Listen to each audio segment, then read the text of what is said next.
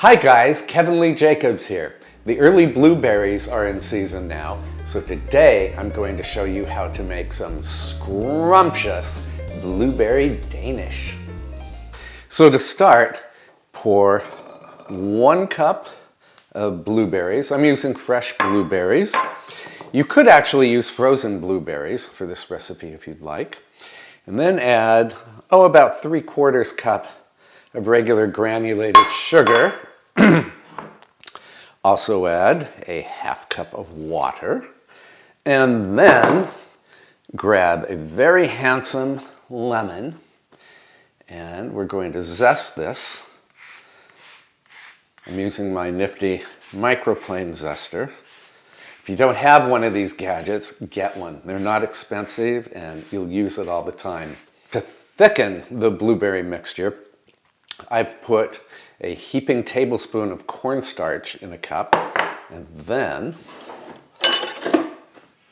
instead of adding water, I'm going to add lemon juice, which will bring even more tart flavor that will complement the blueberries.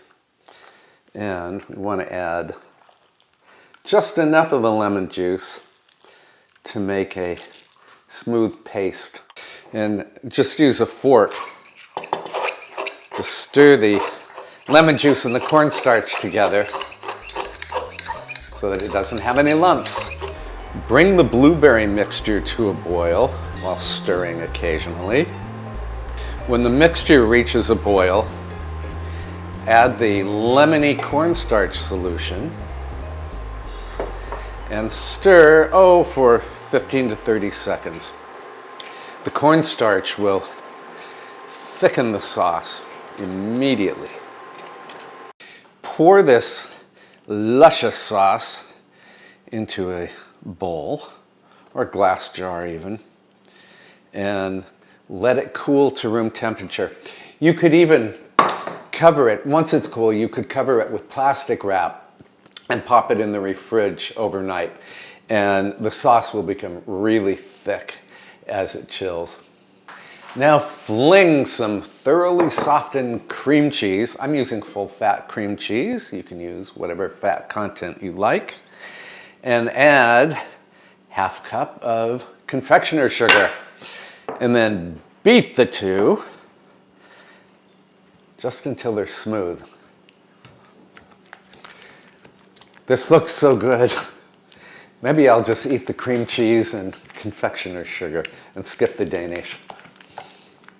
I have a couple of sheets of store-bought puff pastry, and you do not have to flour your board. You do not have to roll out the puff pastry.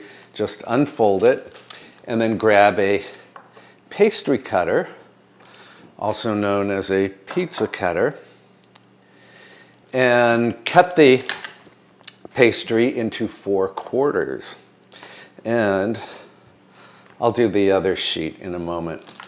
Then take some of the cream cheese. It's about a tablespoon. And plop it in the center. And then it's time for this glorious blueberry mixture. A spoonful of that on top of the cream cheese. Take 2 opposite corners and flip the corners over so they meet and press down a little bit. And then transfer each pastry as you go to a parchment-lined baking sheet.